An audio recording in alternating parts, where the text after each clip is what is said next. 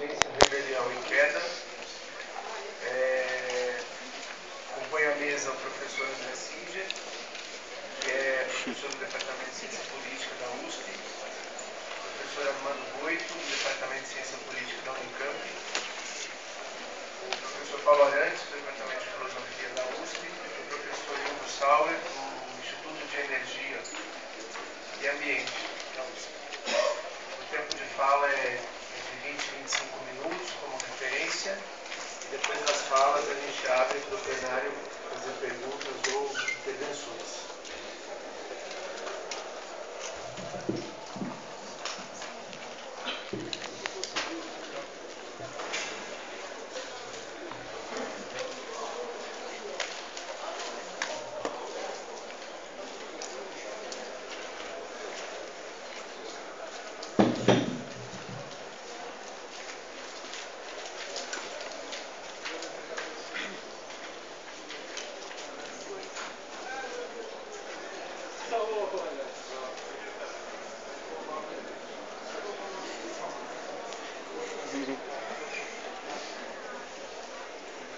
Boa tarde a todos e a todas. Muito obrigado pelo convite, professores Cogiola, Lincoln Seco, demais organizadores. Cumprimentar os meus colegas de mesa, o Antônio Davi, e fazer minhas considerações. Eu organizei a exposição partindo do título que foi proposto em 3 partes, conforme está posto no título. Não sei se interpreto bem a intenção dos organizadores, mas foi como eu compreendi. Então, dividi em emergência, rebelião e queda. Evidentemente, sobre a queda tenho dúvidas, mas vamos lá. Então, emergência do Brasil. Eu estou entendendo que está se falando do período em que o Brasil, vamos dizer, transitou nesta década que eu chamo de lulista, uma hipótese minha, e que o lulismo conseguiu juntar 2 coisas pouco prováveis, na verdade, que se achava praticamente impossível, que foi de relançar a economia brasileira por meio de uma redução da pobreza, ou seja, relançar um crescimento econômico, fazendo com que ele fosse puxado pelo consumo dos mais pobres, sem nenhum tipo de conflito com o capital. Essa foi, por assim dizer, a mágica do lulismo, para dar um colorido à exposição, que evidentemente não é mágica, né, mas é uma operação política improvável, mas que acabou se realizando. E ela produziu, então, duas coisas que eu acho que caracterizam isso que poderia chamar de emergência, que foi, de um lado, uma retomada do crescimento econômico, não, digamos, num padrão de milagre econômico, como foi na década de 60, 70, também não são padrões chineses, mas uma elevação do crescimento econômico, estava muito baixo na década de 90, para um padrão em torno, vamos dizer, de 5%, em torno de 5%. Ele oscilou, em alguns momentos foi mais baixo, em alguns momentos foi mais alto, como por exemplo em 2010, que foi 7,5%, mas, digamos, houve uma mudança de patamar para um crescimento significativamente mais elevado, embora, repetindo, não foi um padrão chinês. Bem, esse crescimento, como eu disse antes, foi puxado justamente por uma capacidade nova dos setores de mais baixa renda no Brasil de consumir. Essa capacidade foi alavancada basicamente por 3 fatores, todos vocês conhecem, então eu vou passar rapidamente por isso. Primeiro, a transferência de renda para os mais pobres, cujo principal instrumento é o Bolsa Família, uma parcela do orçamento nacional, não expressiva do ponto de vista do orçamento nacional, mas expressiva em termos de número de famílias atendidas, que permitiu, então, um alívio na pobreza de milhões de famílias que viviam, digamos, à margem. Segundo, um aumento expressivo do salário mínimo. Nós tivemos, ao longo dessa década, algo como 70% de aumento do salário mínimo real, que no Brasil é, segundo os economistas de praticamente todas as tendências, o grande instrumento de distribuição de renda. Na verdade, dessas três coisas que eu vou citar como elementos estruturais da retomada da economia por baixo, este é o principal instrumento de distribuição de renda. Não é talvez o principal instrumento de alívio da pobreza, como é o caso, como foi o caso não é, aliás, o caso atual ainda da Bolsa Família, mas é o principal instrumento de distribuição de renda. Então, o aumento real de salário mínimo, que passou de menos de $100 para $300, claro que tem a questão da oscilação do dólar, mas isso expressa uma mudança importante de capacidade de consumo de milhões de pessoas que ou só recebem salário mínimo, ou são aposentados, ou têm o seu salário indexado ao salário mínimo. Por exemplo, pessoas que recebem até 2 salários mínimos. Nós estamos, então, aí falando não só da camada de baixíssima renda, que é o que eu tenho sugerido que poderia se entender por subproletariado, nós estamos falando também agora da própria classe trabalhadora de menor renda no Brasil. Bom, em terceiro lugar temos o crédito consignado, que foi uma multiplicação impressionante do crédito para as pessoas de baixa renda e de baixíssima renda, sobretudo de baixa renda, porque é preciso ter carteira assinada ou comprovante de aposentadoria para obter o crédito consignado. Bom, essas três coisas reunidas, então, produziram essa possibilidade de aumento do consumo que puxou o crescimento econômico nesse período. E o resultado de tudo isso, que eu diria que, do ponto de vista da luta de classes, é o principal resultado, foi um aumento expressivo do emprego. Nós tivemos uma queda do desemprego de alguma coisa da ordem de 12% ao final do governo Fernando Henrique, para alguma coisa da ordem de 5,3%, 4% nesse período do lulismo, que está, digamos, chegou àquilo que os economistas consideram pleno emprego, porque sempre tem uma margem de pessoas que estão mudando de emprego ou estão procurando emprego, não exatamente porque não exista emprego, mas porque faz parte do próprio movimento da economia. Bom, isto mudou as condições de luta da classe trabalhadora e essa mudança de condições de luta faz parte, digamos, do cenário que vai se abrir com o que seria a segunda parte da minha exposição, que é a rebelião. Antes de falar então da rebelião, eu queria só assinalar o seguinte. Essa mudança que ocorreu no Brasil, ela é uma mudança no sentido de mais igualdade. E essa mais igualdade pode ser medida com todos os problemas que esse indicador tem. Ele é um indicador, como todo indicador aproximado, que é o índice Gini, que veio caiu de aproximadamente 0,60, o mais alto do mundo, para aproximadamente 0,50. Para ter uma ideia, o índice Gini dos Estados Unidos, que subiu muito em função do neoliberalismo, deve andar pela ordem de 0,45. Então, essa redução foi muito importante, porém, nós partimos de um patamar de desigualdade absurdo. Então, por mais importante que tenha sido essa redução da desigualdade real, há um fenômeno de lentificação em face do ponto de partida. Então, nós transitamos por uma situação de mais igualdade. No entanto, esta lentidão relativa implica que o Brasil ainda é muito desigual. É um país ainda profundamente desigual e, portanto, as questões centrais continuam colocadas, as questões centrais da luta de classe continuam colocadas mais ou menos no patamar em que elas estão desde sempre, na verdade, que é esta realidade de profunda desigualdade brasileira. Bom, então entrando na segunda parte, que é a questão da rebelião. Eu estou entendendo que a rebelião aqui foi colocada, inclusive entrou depois no título, como uma referência aos acontecimentos de junho. Eu estou adotando aqui a lição do professor Paulo Arantes, que diz que é melhor chamar de acontecimentos de junho. Eu decidi mudar e chamar de acontecimentos de junho. Depois, se quiserem, eu explico, mas acho que ele vai explicar melhor.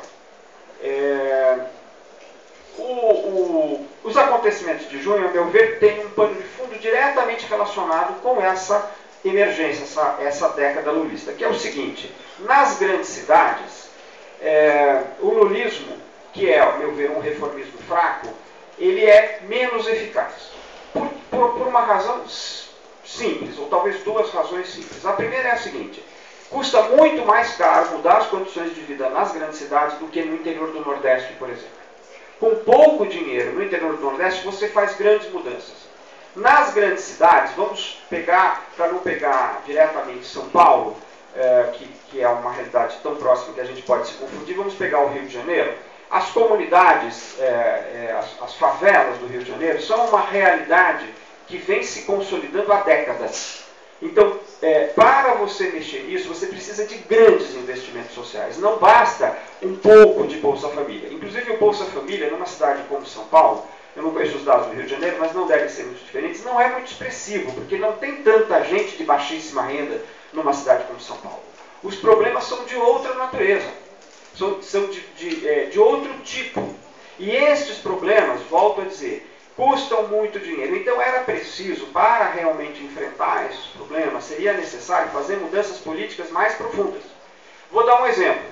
Se nós quisermos resolver realmente o problema da saúde, precisa multiplicar muito o orçamento de saúde. E para isso precisa provavelmente criar um novo imposto. Já há na Câmara dos Deputados, tramitando há muito tempo, uma proposta de que esse imposto venha das grandes fortunas ou dos grandes ganhos de capital. Eu não tenho cálculo para dizer para vocês, olha, só com isso seria possível. Mas eu estou indicando um caminho possível. Não é? Para quê? Para dizer que isso implicaria num confronto de classes que está fora do modelo lulista. Precisaria ter uma outra correlação de forças, um outro tipo de movimentação política que não ocorreu no país. Então, eu acho que já é quase que óbvio para quem faz essa análise que os problemas iam explodir nas grandes cidades. E um sinal claro de que isso estava prestes a acontecer é que nas eleições do ano passado, praticamente todos os prefeitos perderam, ou diretamente, ou os seus candidatos perderam nas grandes metrópoles, com exceção de poucas. Ou seja, as oposições ganharam em todas as grandes metrópoles, não importa qual fosse a oposição. E isso mostra o quê? Que as pessoas estavam chegando no limite. E foi um recado que foi assinalado naquele momento. Então, desde esse ponto de vista, não foi uma surpresa o que aconteceu em junho.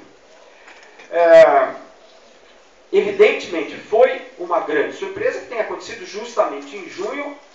Era impossível prever quando fosse acontecer, quando iria acontecer, mas era fácil prever que iria acontecer. Bom, eu acho que a outra grande surpresa do que aconteceu em junho é que um movimento que começou como um movimento de esquerda e que tinha todas as condições de ser o ponto inicial de um novo ciclo de lutas de massas que enfrentassem esses problemas, digamos que o lulismo lega, né, que ele resolve e em parte resolve e em parte lega nesse movimento contraditório, acabou, a partir de um certo momento, sendo ressignificado por outras forças políticas não de esquerda. E, a meu ver, essas forças políticas foram de direita, mas, sobretudo, de centro. E um novo tipo de centro, que é um centro pós-materialista, que tem tudo a ver com o movimento que a ex-senadora Marina Silva dirige. Eu não tenho tempo aqui para expor, eu acabei de escrever sobre isso, então eu tenho uma longa análise sobre o que aconteceu, o que gerou esta ressignificação, mas a meu ver foi isso que aconteceu, e isso realmente foi uma grande surpresa. Bem, os chamados acontecimentos de junho colocam para a terceira etapa na qual quero entrar para encerrar a minha exposição. Eles colocam, eu diria, situação mais difícil para o lulismo, porque as pressões aumentam. Esses acontecimentos são, em parte, expressão de um aumento do conflito distributivo que tem a ver com o fato de que a economia parou de crescer no ritmo que ela vinha crescendo no período anterior. Esta diminuição do ritmo de crescimento tem a ver com o fato de que as condições econômicas do capitalismo global mudaram. O lulismo cresceu, né, e pôde fazer o que fez, porque a economia mundial estava no período de expansão, ela parou de se expandir e começou a se retrair, ou pelo menos nos países que estão no centro da crise, no caso agora a Europa, ou seja, a economia mundial como um todo caiu e o Brasil também caiu. Portanto, houve uma agudização de um conflito distributivo que se expressou nas ruas de junho e que continua. Não preciso citar exemplos, né? A greve dos professores no Rio, greve dos bancários, movimentos reivindicativos em todos os setores. E do outro lado, o fato de que o capital parece ter se unificado de uma maneira nova, algo que não estava posto antes. O capital brasileiro, nacional e internacional, em torno de uma nova agenda, que eu confesso, para mim, não está muito clara, mas que mais ou menos parece funcionar assim. Haverá, daqui a pouco, uma retomada da economia mundial, porque a crise em algum momento vai passar. Ninguém sabe quando, mas ela vai passar. E quando essa crise passar, e em alguma medida ela já está passando, porque os Estados Unidos está começando a se recuperar, o Brasil vai precisar decidir aonde ele quer ficar dentro do novo arranjo global que vai se estabelecer. E ao que parece,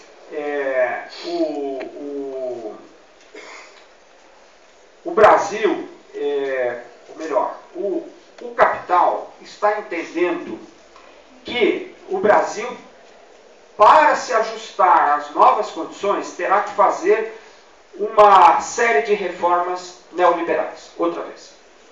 E há uma enorme pressão sobre o governo atual, sobre o governo Dilma, para que o governo Dilma faça essas reformas.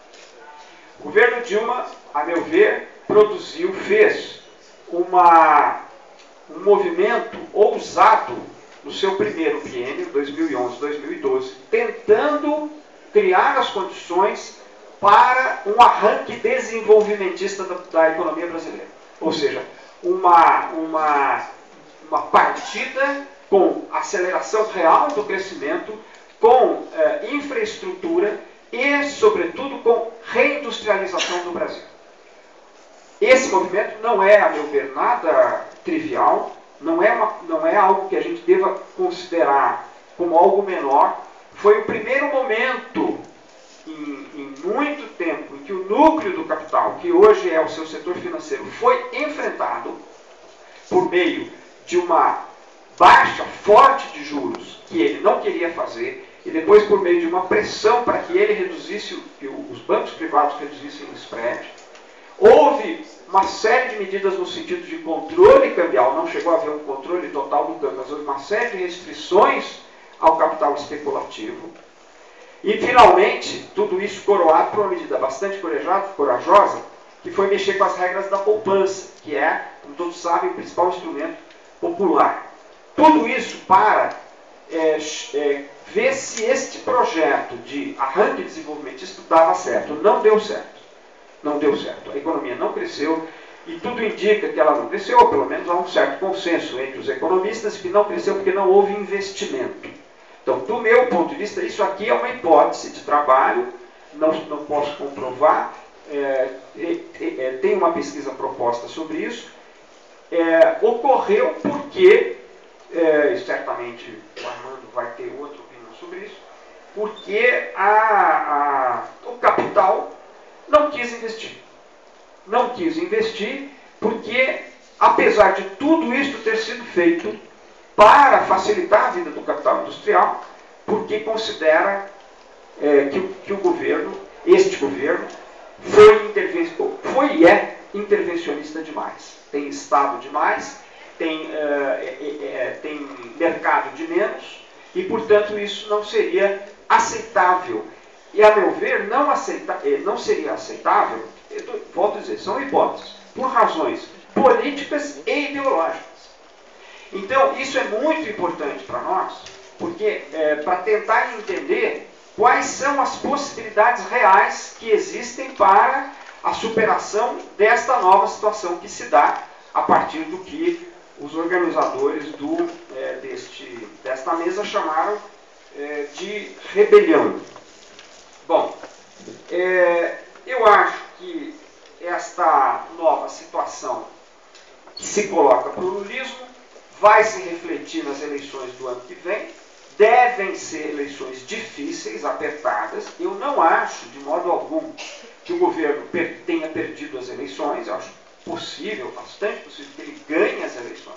Mas seja como for, nada indica neste momento que sejam eleições fáceis. Vão ser eleições apertadas e muito concorridas, em que aparentemente, do ponto de vista substantivo, o que vai estar em jogo é exatamente isso. É como o Brasil vai se colocar neste próximo período. E eu penso que esta decisão será muito importante para o futuro do Brasil. De modo que estas eleições de 2014, que não pareciam ser de início, quando a gente olhava 4 anos atrás, eleições tão importantes, porque são eleições de meio de mandato, adquiriram uma grande importância, em parte porque a conjuntura mudou e em parte também porque o que os organizadores estão chamando de rebelião e que estão chamando de acontecimentos de junho também ajudaram a mudar essa conjuntura. Algumas palavras breves para encerrar. O governo está tentando enfrentar essa situação. Quer dizer, eu ouço muitas análises no sentido de um esgotamento do lulismo. É evidente que o fenômeno de longo prazo, em algum momento, vai se esgotar. Não é? É claro que ele não é infinito, ele não é para sempre. Claro que em algum momento ele vai se esgotar. Mas eu não vejo sinais de esgotamento. O que eu vejo é uma nova conjuntura difícil, que pode, inclusive, representar o fim da experiência. Pode. O governo está tentando, a meu ver, manejar a situação ao modo lulista, ou seja, tentando mediar entre essas contradições.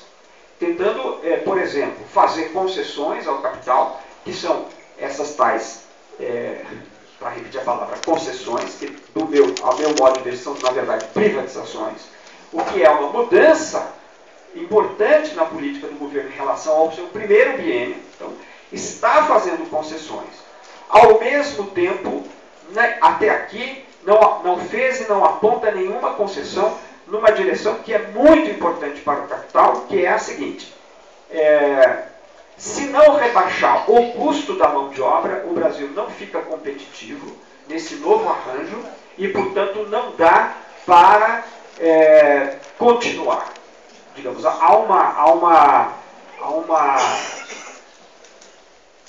uma frase, por assim dizer, que eu inventei dentro do programa que o capital está apresentando para o Brasil, que diz isso. E essa frase é fundamental. É preciso baixar o custo da mão de obra. Como? Ou produzindo desemprego, ou aumentando